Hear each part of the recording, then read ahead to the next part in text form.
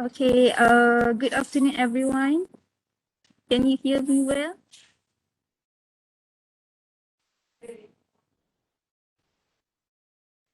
Okay, thank you. All right. Okay, so welcome to mini class number 4, Conscious Leadership Moving to an Intentional Focus to Engage Workplace Learning by Miss Julia Frank. People who are successful in their functional roles are subsequently promoted into management roles and empowered to lead. Some organizations claim that developing leadership capability at earlier stage of people development is central to success. However, there are challenges in helping leaders achieve better performance, especially on the intentional focus to engage workforce learning. In this mini class, drawing from her own experience, Julia will share how leaders can create a more sustainable outcome when using a conscious leadership approach. She will provide insight about responsible and conscious leadership practices and offers direction to develop future conscious leaders that will drive purpose and aspiration of organization towards business outcome. Let us put our hands to welcome Miss Julia Frank to share with us on the topic conscious leadership, moving to an intentional focus to engage workplace learning. Over to you, Miss Julia. Thank you, Akila. Thank you very much. Thank you. It was very warm welcome. And I'm so pleased to be here with you. Let me just pull up quickly. So yes, it's been a wonderful morning and I welcome you back to the session. So what I will talk about today, as Akila just mentioned in the introduction, will be conscious leadership. It's all about the intentional focus to engage the workplace learning. And it starts, as always, with ourselves. So just a brief introduction about why I'm talking about this topic and what my background is. I've studied psychology and I'm a professional certified coach. And learning and development has been so far the focus of my professional career. I've worked in the fields of change management and human resources, coaching and training many people and coaching also leaders in I had many different clients. I was working also in companies. Now I'm self-employed as a coach, and I work with founders, with CEOs, leaders, managers. I had the pleasure to be part of startup projects where I would guide the teams and also be part of multinational companies. And I will draw from this experience today. I hope that you enjoyed. I would like to start off with a quote, as I see some people are.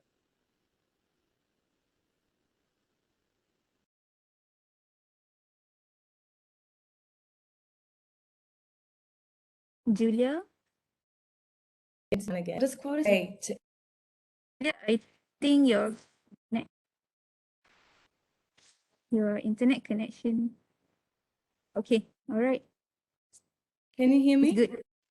Yes, yes. Okay, thank you.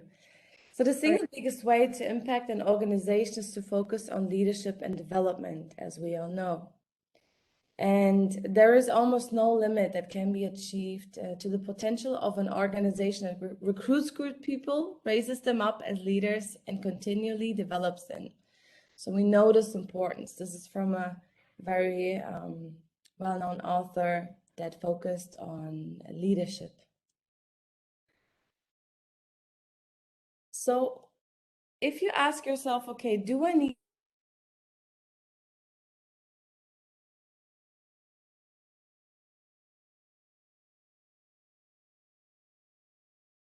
is a couple of areas or the most important points where this can be applied. So if you sense that you have a high need for engagement and motivation because the employees are highly stressed, I mean, it's been a rough time, and The changes are continuing and the adoption is continuing. So if you sense that this is still happening in your organization, then this approach will be very useful. Also, if you notice micromanagement or if you observe having high maintenance employees, that means people who are constantly complaining or who don't seem really happy with what they're doing in the workplace with low performance. This approach can help you to turn that around and to make an impact. Also, if you notice an high turnover, and part of this turnover might be the generational gaps, right?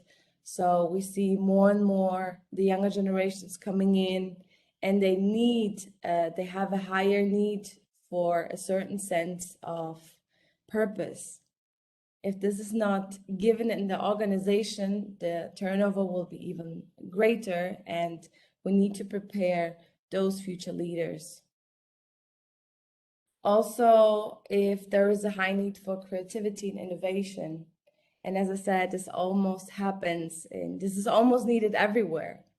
You need to create and innovate, and this approach can help you, guide you there, and to enable a space where this is given. If you sense that there is a need for contribution to culture, so for instance, if there's a lack of sense of belonging or a competitive environment, low engagement on common goals, and lack of communication, this is very, very useful. So if we talk about conscious leadership, I would like to ask you to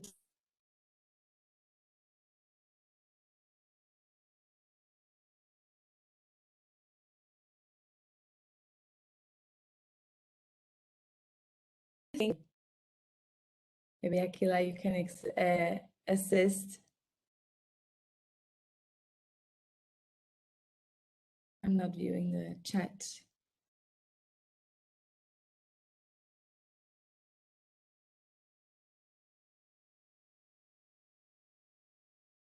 Nothing so far. Okay, I will give you some hints. I will give you some hints.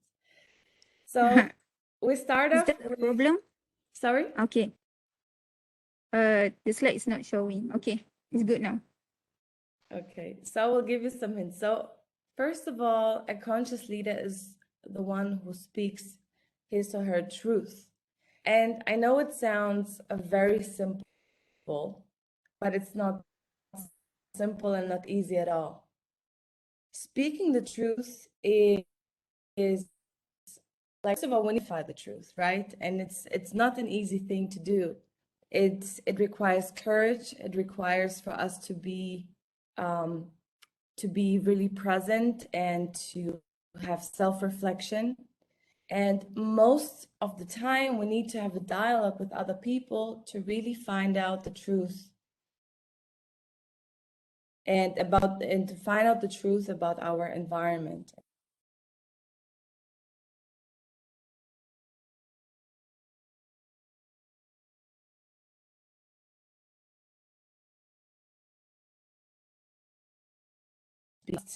Trust is again being created through truth and through authenticity, right? So also authenticity. It sounds like, okay, just be yourself, but it's about a way of being, and it's about presence and openness.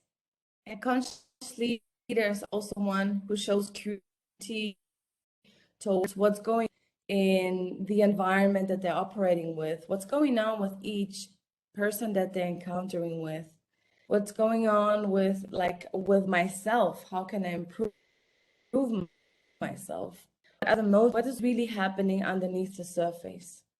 And I will give you later on an example where this is being displayed and what a big difference it makes. And I'm sure most of you know the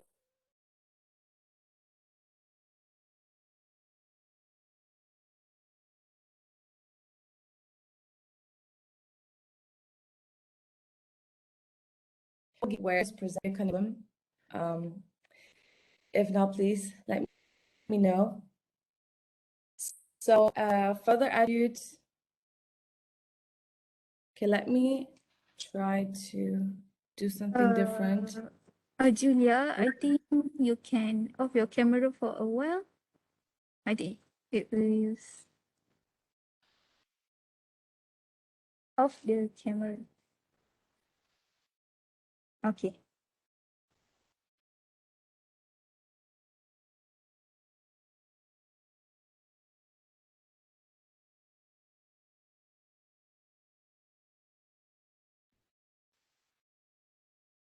Julia, are you still there? Okay.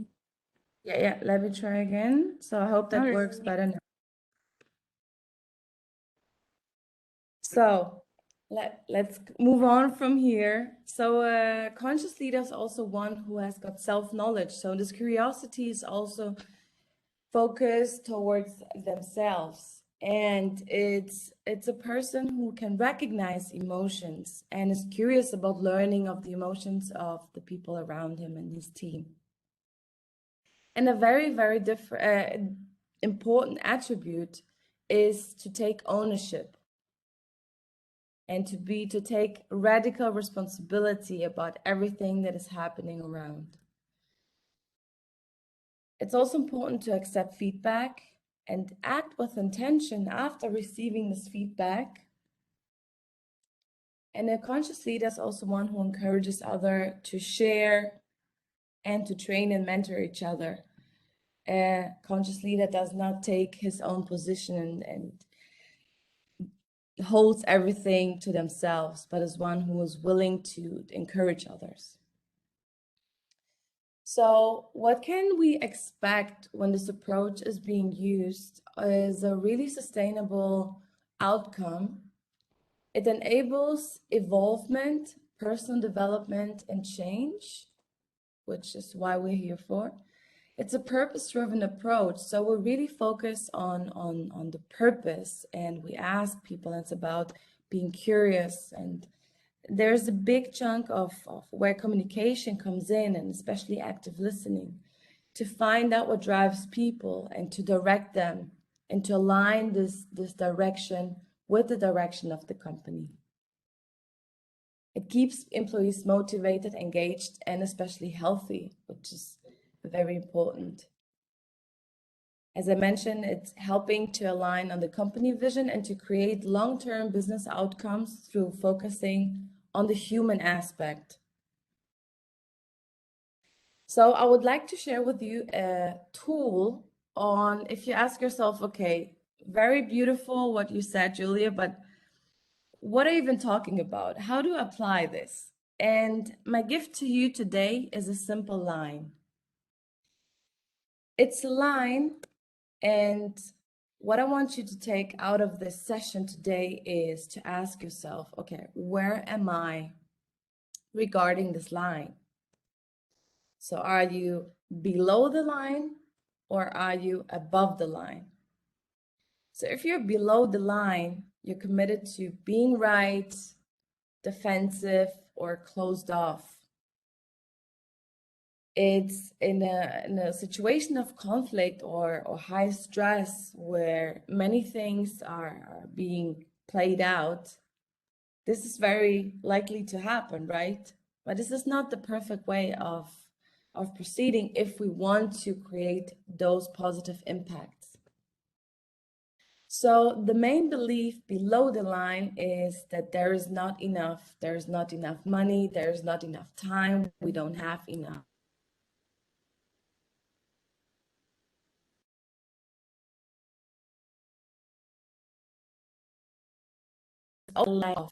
This is like, I'm being right and you are being wrong.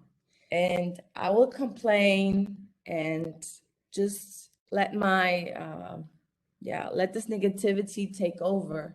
Like we heard in the session priorly shown, demonstrated by Ben in the coaching, there was this thing of, okay, I'm being right and I want to get out of this, or I'm being complaining.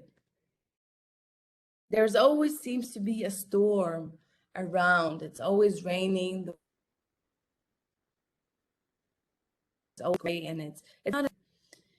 But what is happening here is that our ego, our core, is protecting three needs.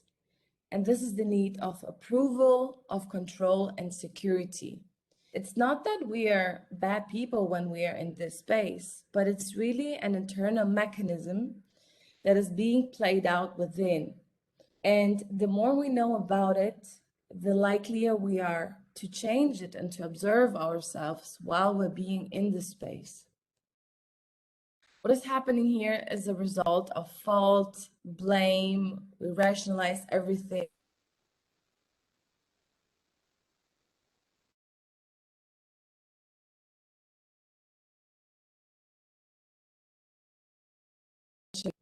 And the main goal here is I want to win. So it's all about me, and winning and pushing forward and throwing out the elbows. If you're above the line, everything is the complete opposite. You're being open, curious, committed to learning, which is the most important thing. And the main belief that is going on is that all circumstances are my allies. It's like deeply rooted within the situation. And if a storm comes, you are flexible and you go with it. There is nothing that can push you because you know that everything is happening for you. And in each situation, there is learning and there's an opportunity for growth. So if you're above the line, what plays out mostly is curiosity. Listen deeply, which is active listening, and really being present with the other person while being in a conversation. Speaking unarguably. And when I say speak unarguably, it's about sharing my truth. When I'm observing a situation and I'm just merely sharing what it does with myself, I'm not attacking anyone, I'm not complaining.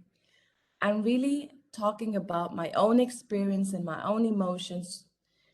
So no one can argue against it because it is my truth in this moment. And what I'm expecting back is someone who listens to it. So if two people who come in to a conversation are both having this attitude above the line, they're really wanting to resolve and to learn from each other. And it's about also questioning our own beliefs, leave space to question our own beliefs. So is it really true what I'm believing? For instance, if I'm below the line, is it really true that there's not enough right now? Don't we have enough time for this project? Is this person really not giving 100%, or is there something else behind it that is stopping them of moving forward? In this space above the line, what is creativity, collaboration,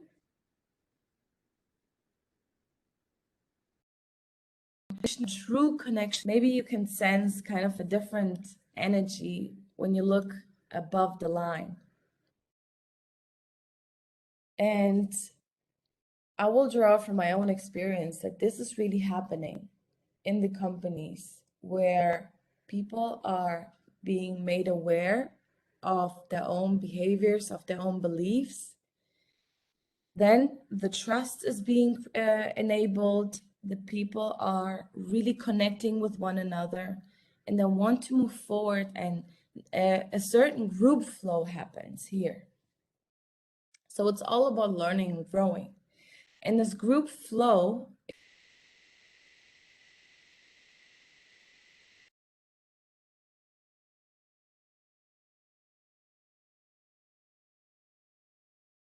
find the team, they're open and they push their own needs that are not even real needs, like the need for approval and control. They put it to the side because they're already feeling accepted by one another and they're feeling safe with one another. And it starts, as I said before, always within. We have to start practicing this. And it's not an easy tool to apply, but every time you find yourself in a conflicting situation or where you observe yourself not feeling good, ask yourself, okay, am I above the line or am I below the line? I hope that this will help you in any ways.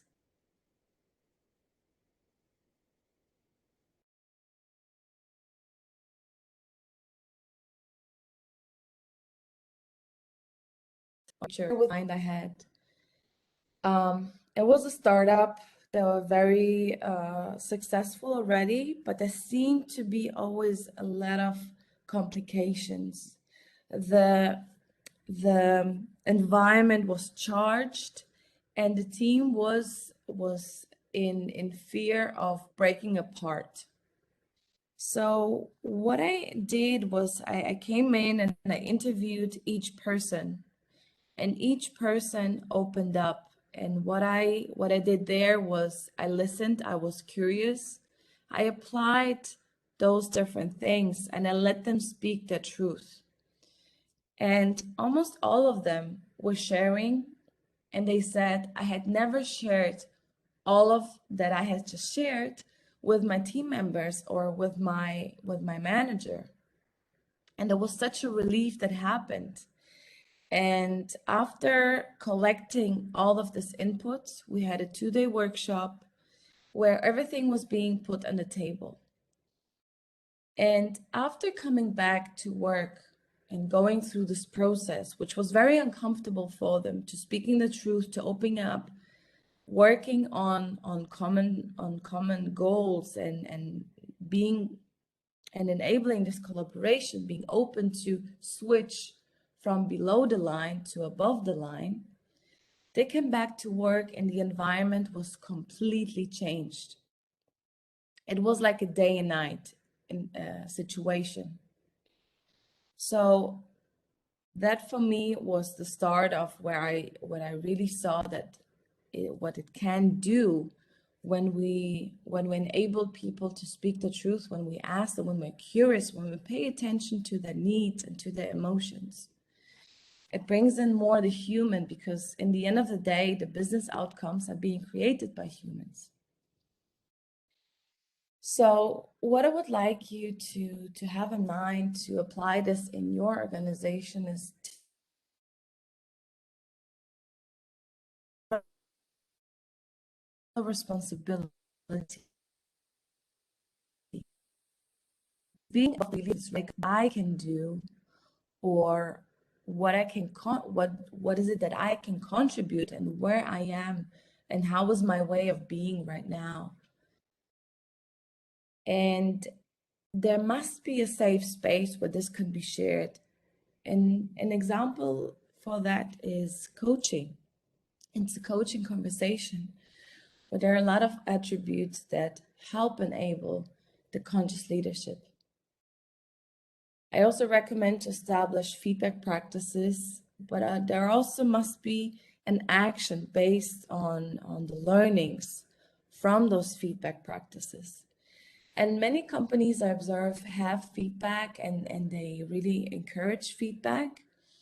But though, because of the lack of trust or not knowing on how to proceed with it, there is always friction and things that are not being said.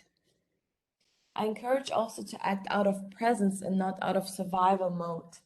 So if you're below the line, there is kind of the survival mode, and things are being decided out of rush. A conscious leader is not one who's rushing, but one who's really being present in the moment and observing what there is on the table presented in this moment. And what I would like you to take away also is this simple guideline, but it's not easy, even though it's simple. And it's that truth and authenticity provides true you. provides true value in every single moment. And what I just mentioned,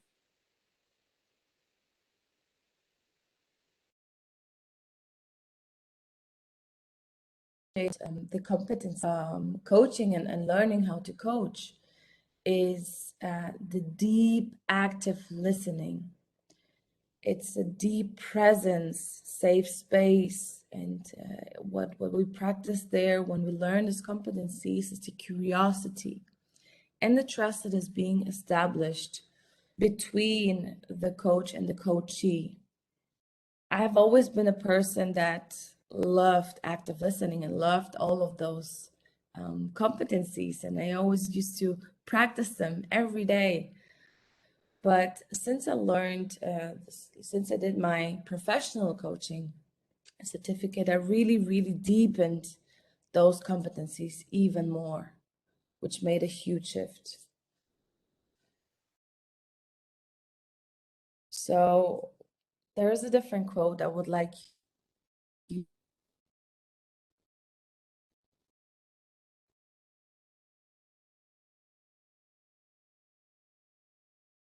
to, and it's a clients can be done in a simple conversation. And it's a most ancient, easy way to cultivate the condition for change. Doesn't matter if it's a personal change, community, or organizational change. If we can sit together and talk what is important to us, we begin to come alive. We share what we see, what we feel, and we listen to what others see and feel.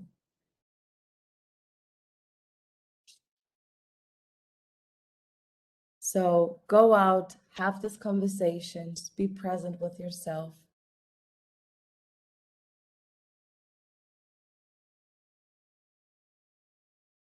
And conscious leadership will create, I truly believe it and observe this, true long-term wealth and deeper satisfaction for all of the stakeholders. It doesn't matter if these are employees, customers, suppliers, investors, it's the whole environment, and in the end, it's society at large. So if I may summarize here, the main takeaways is that no company will last forever without true transformation and innovation. We know that. And a shift in behavior of the leaders will result in a shift of behaviors of the teams. And the team and each member needs to feel safe in order to open up, to share their ideas.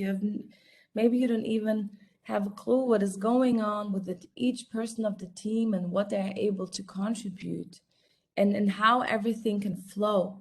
Because true creativity can only flow in an environment of safety, where I can feel safe and I'm not prompted to only perform out of high pressure.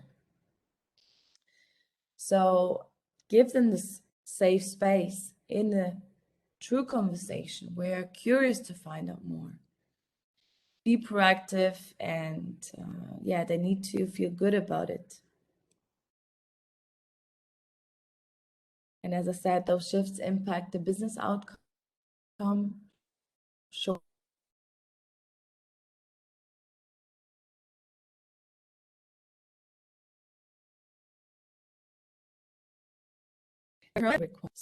Develop talent, drive motivation and performance, purpose, creativity, and innovation.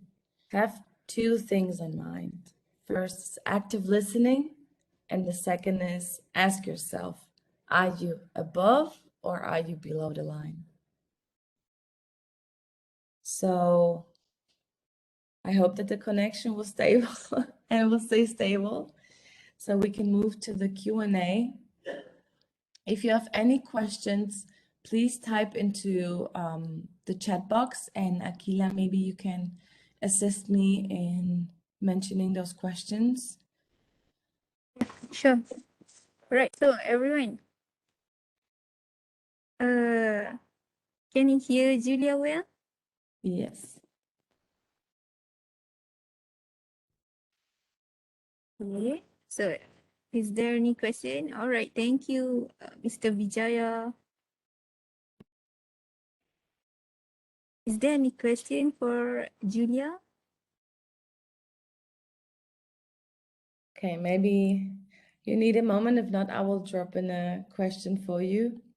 Uh, So the thing is really where do I start, right? So after hearing all of this, where do I start? So as I mentioned, this tool of being above or below the line is beautiful, but how do I apply it? Well, you can ask your team members if you have teams or if you're developing leaders. You can simply start a conversation with them and ask them how they really are and what is really happening right now. And applying this in every conversation of really asking myself, okay, what is there to learn for me? Not who do I blame or who didn't perform or what didn't go right, but what is there to learn? Where can I improve? And what is the situation here to teach me? So it can be really anything. It can be also, you can practice this in your personal environment because every situation is there where we can grow and we can learn. And you can also start by expressing more your truth and speaking about what you're feeling because it's so hard for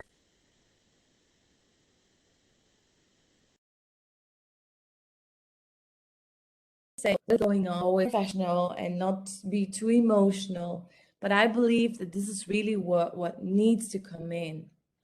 And we need to speak more about, okay, how do I perceive the situation? What does each thing doing with me? If I hear something that is making a difference for me internally on the emotional level, do I say it out loud or do I keep it to myself and then complain afterwards or I feel bad about it? And it's really about starting to speak our truth in dialogues with ourselves as well. And the second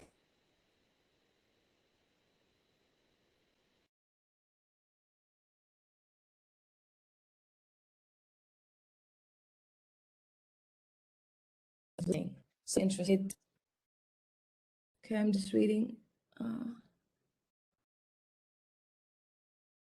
Okay, I will come back to the question in the chat box.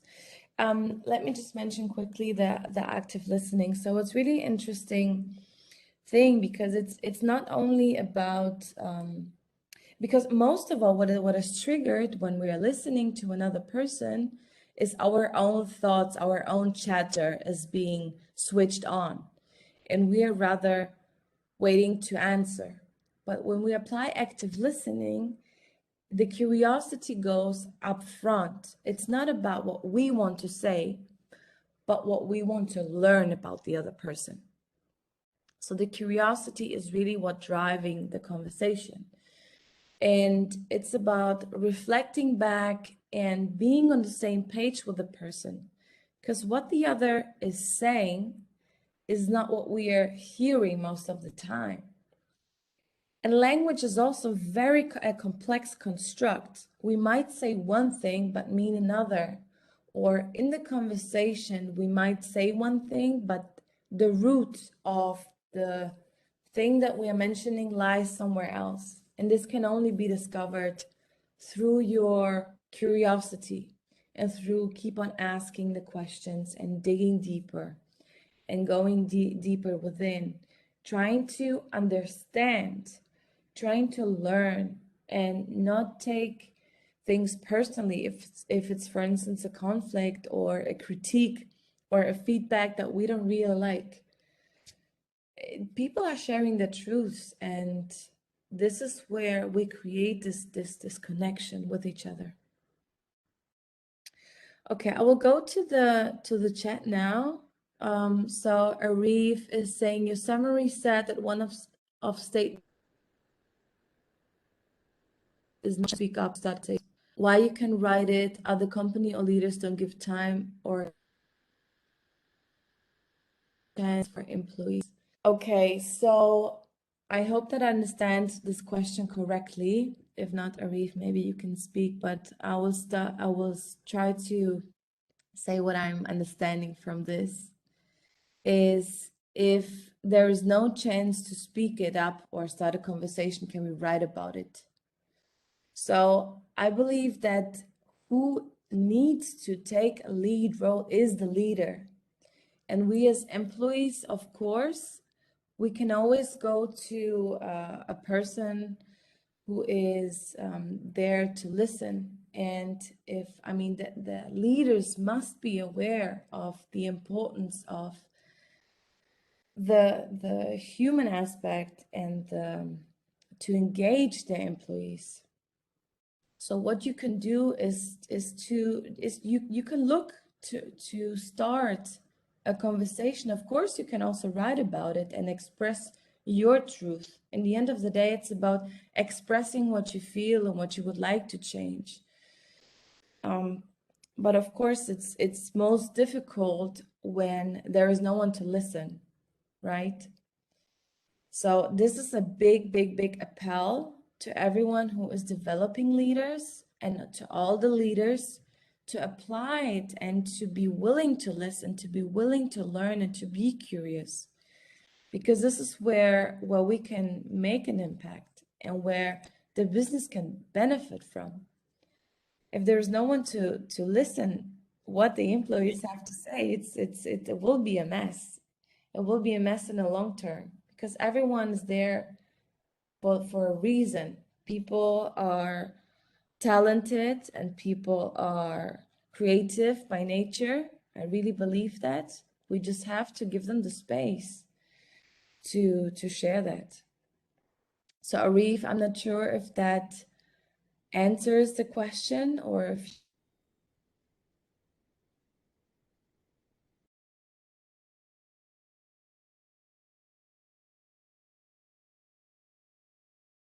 okay, I hope that was useful. So yeah, look for the conversation or write that email and say, hey, I would like to have a chat or would like to express what is going on. And I heard about this approach and I really think it can make a difference. Look for your learning and development leaders. Look for people in the organization who can support you with starting this conversation. Okay, and good luck with that. So, Amar, what is your advice on maintaining a healthy work environment that has majority of people that are below the line? You have to be the guiding light. There's nothing else to say here. So, if you're in an environment where most people are, I mean, most people are below the line. This is what driving the majority of companies that I see, even companies that really aim for a healthy environment, everyone will fall into the trap of being below the line. But what we can do is being a role model and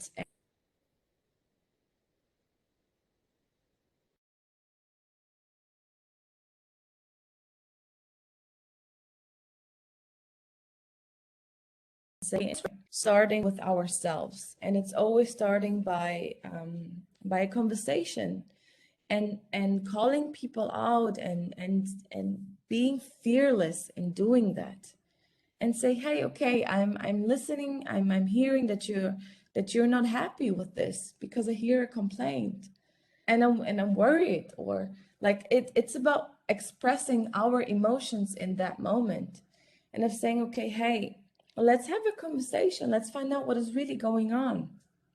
Be the one that is curious, be the one that guides the change. We cannot change people. They have to have their own motives to make a change. But people are also motivated when they see someone behaving in a different way. They will be curious.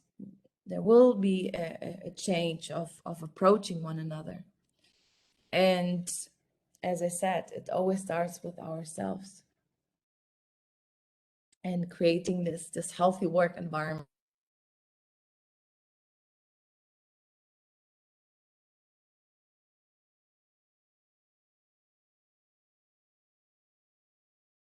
and maybe you can talk with your leader to guide that. Maybe you are one who can show the others how it is done. All right. Okay, I hope also that answers the question. And okay, City asked, it's best also for others to evaluate us, right? I'm not sure what this is directed to. I think it's about the active listening to evaluate, I hope in a good way. It's more about understanding us, right? So if I'm sharing my truth, the other person has got the chance to understand if they're willing to listen, of course.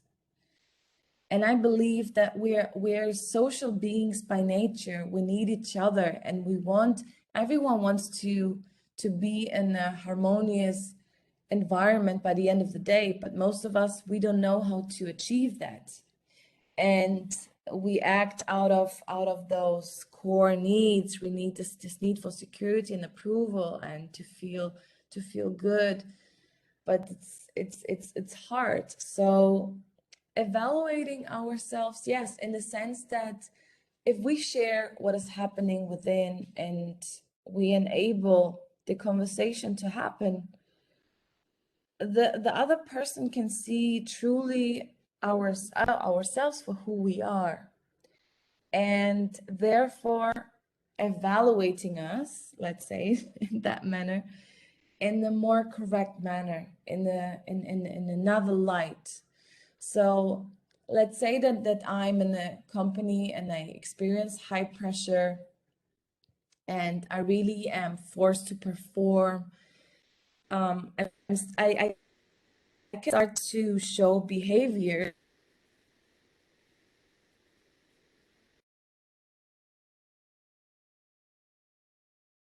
being super stretched, right?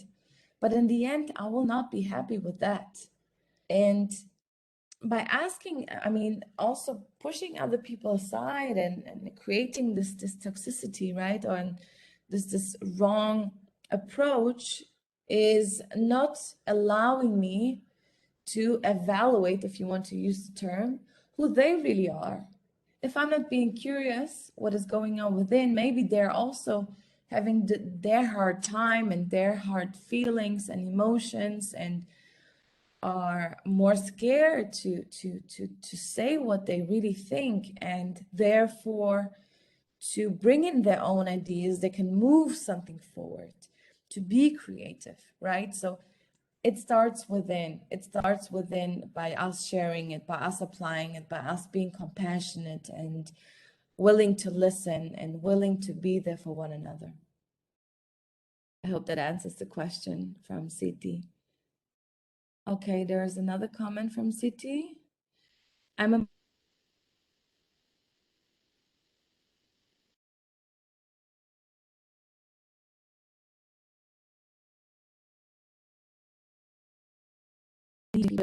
yes, as I said, there will always be people that are not willing to change, and they have the reasons for it.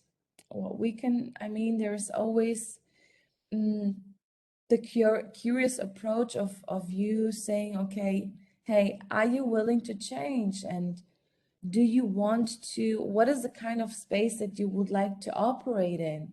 And by showing this care, most of the time, there's kind of a thick layer, you know, like a thick wall where you cannot really go through this person's complaint or believes that everything is bad. It's really because there is, most of the time, there is deep hurt. There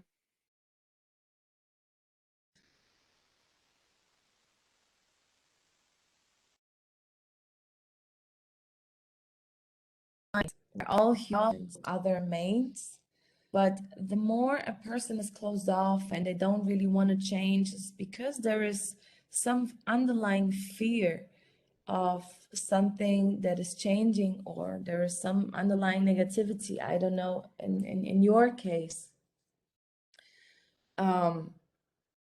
So yeah, it's about looking for the conversation, and maybe they're not happy with their role because it's not what they really enjoy doing. So sometimes it's also good to shift people into different places, because they're just not right and they're not a good fit, and that's also okay. It's, I mean, you are not able to fully help anyone who is not open for it. Um, but what we can do as leaders and managers is at least create an environment where people feel safe to open up. This is what we can do. And when people are observing that it's safe to open up and to share because they're experiencing all around them, there is no way of around it. There is no way of staying closed off. If you experience a shift in the environment, then you will also shift eventually. And if not, you will be the person who has to leave eventually, because it's up to every single person to decide where they want to be.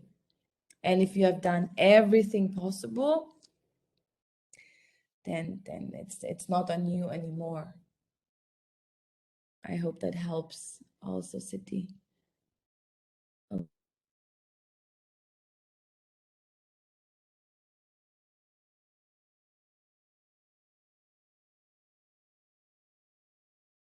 Okay.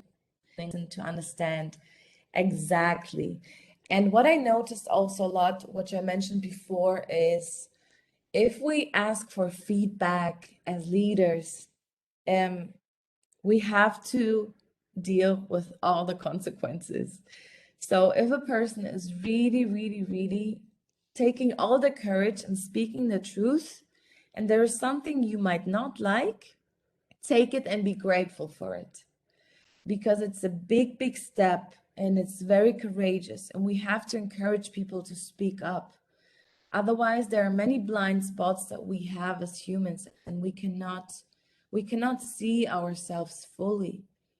So by requesting feedback and brutally accepting it, and really being radical with the responsibility that comes out of it, and say, okay, whatever you are mentioning, I take the responsibility for it, and I will act out of what you're asking from me, or at least try to understand where it comes from.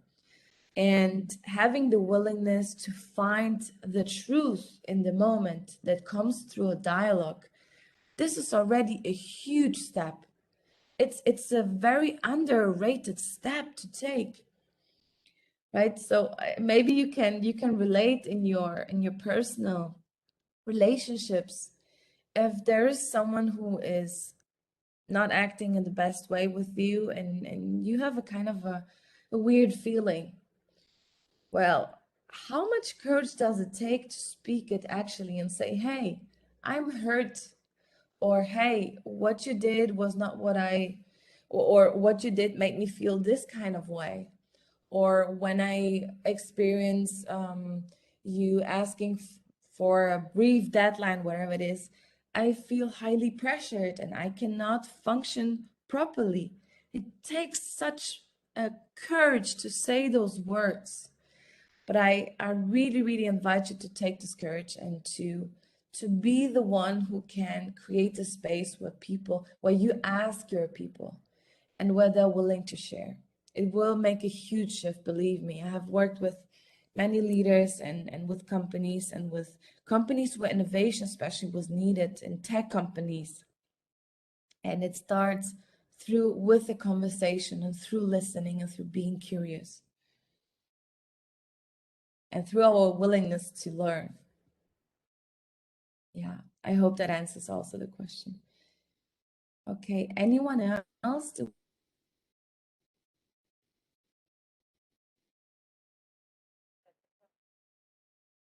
All right. Anyone else have a question for Julia? Question, curious. You can open up your video for the last time.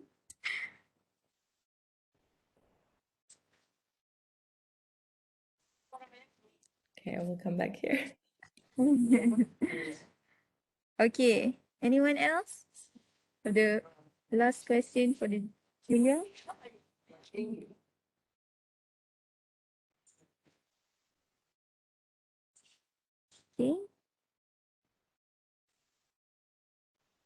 All right. Okay, sorry, I have a question. Hear me? Okay. Yes, yes.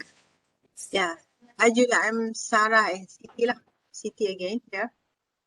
Hi. I was typing just now, but I guess I need to type lots more. So I just ask you the question directly. Yeah. So, so from the way I understand, it seems like we need to have almost a personal level of conversation. So, while in some companies it's probably possible, say for a company of 300. But what if we have large companies with 10,000 staffs? Mm-hmm. How do see that we do so? Is it like we divide and conquer and all immediate managers should play their role? What's your view on that, Julia? Thank you. Okay, thank you for your question. Let me ask you back, what is your intention? Is your intention to change the whole company from one day to another? Because I think it's not, and it starts with each single team, right? So even though you have 10,000 employees throughout the whole world, you can always start with one conversation at a time, and you can do it in your environment. And we mostly underestimate the power that we have as a team. When you can influence your own team and the environment, the system you're operating in, will notice the shift. It is inevitable. When there is a true shift happening in a team, and by this conscious leadership approach, what we aim to create is, like I said, this hive mind, um, is kind of, a team that works as one unit. They move with they flow with each other. They can finish each other's sentences because they trust each other, and they know they're all focused on one goal, and every single person is trusted that they can do the task. So this kind of team that we can create by enabling conversation, by being curious about one another, by sharing our truths, by allowing people to be who they truly are, this team will shine, and this team will call attention. And this will make other people wonder, what is this team doing differently? Because they will eventually outperform. So this is how we can influence from within, and then it can swap over to other teams. And it's about starting small and going step by step. Of course, if you are in learning and development and you want to roll out a program across all your teams and globally, it's a big project, and it will take time. And it starts with creating awareness. It can start with creating certain practices as implementing feedback, or training managers in the coaching competencies. I worked for a company, and I was in sales excellence for a long time. We were training people who were like over 6,000 employees. And what we were teaching managers were the coaching competencies. It was a certain model. And yeah, by raising this awareness and by showing them, hey, the kind of conversations you have can be different. You can have a certain approach. You can do things differently. It starts there, and then it's a step-by-step process. It's a program that you can create by practicing each single step below, and then it's about leading by example. So Sarah, I hope that answers the question. Can you give me a brief feedback if? Yes, Thank you very much. I got what I wanted to hear. Thank you, Julia. Perfect.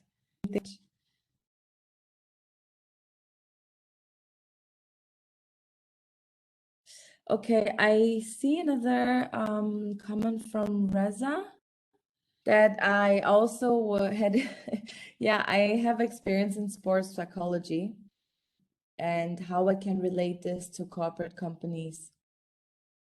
Yeah, it's you have to look at an employee that is high performance employee like an athlete. If you look at companies that we require a high level of performance, you're working many hours nonstop, and there is a big focus that is needed. And this flow that I was talking about, that you can experience in a team, like a football team that I was supervising back then, you can experience this flow, or this is the goal that you want to have in a team, right? So each player, if you want to connect it to sport, each player knows what the role is, and they're paying really good attention to the teammates. If you see a player being just focused on themselves or being closed off, it's not going to work. The team is not going to triumph. And a lot of things were okay about being confident and being attentive and being positive. So this mindset that I talked before, being above the line, is really applicable in every single field. And the athlete's mind is, you have to practice a lot, you have to be dedicated, you have to focus, but you also have to take care of your mind. When we send the athletes home, they were going through certain situation in their minds over and over again, how they would like to react differently, what they would like to do differently. And they were going through those things in their minds, and they were visualizing it and creating this positive impact already within. So the attitude they will bring to the field was very important. And this is also what we see in the workplace. The attitude we bring in is very important. I hope that also answers the question, Reza. And really look at yourself as a high-performing athlete. If you're working long hours, you have to take care also of your general health. All of the things need to be mentioned here. And I believe that my colleague spoke about mental health. It's also important. But everything starts with a conversation, starts with our attitude. It starts of us being curious and examining ourselves and our environment. I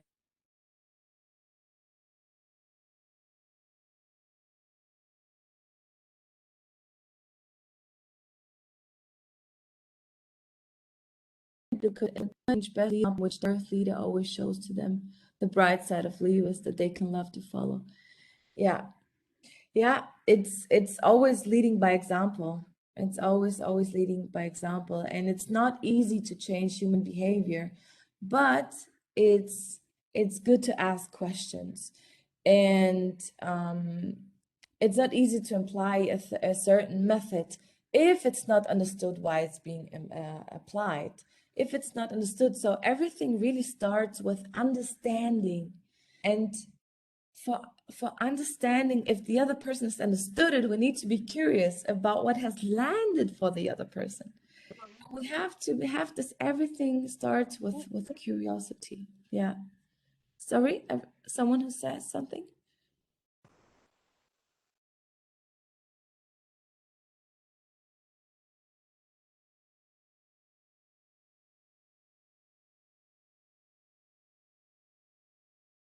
A question from, again, really, it's not easy to change human behavior, but we can be curious, and we can want to understand them, and we can want to make ourselves being understood.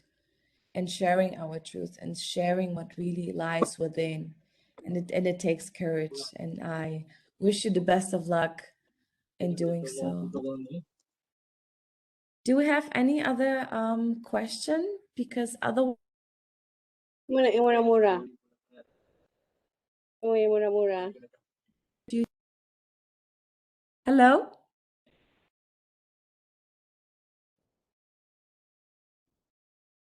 Okay. Thank you, Akila. Okay. I- Right. So, is there any last question for Julia? Anyone? So, Julia, if you want to open up your camera, do some wrap up. Yes, I hope that thank you for being here. Thank you for your curiosity. I wish you the best of luck. I wish you a lot of courage, and I hope that that was useful for you. I hope that you can take something away that will just be an add-on to what you already lie within, and that it can help you to bring the best out of you and the best out of your team. So thank you very much, and I encourage you to join us in the next session that follows right now. Thank you very much, and thank you, Akila, for your assistance. All right. Okay, great. Thank you, everyone. Appreciate you being here. So, please proceed to Hara Garden at 5:10 for a debrief by our panelists. Right? So, just log into the virtual platform and go to Hara Garden. All right. So, that's all. Thank you, everyone. So, Thank you hope very to see you next time. Bye bye. Thank you, Julia. See you. Bye. Bye.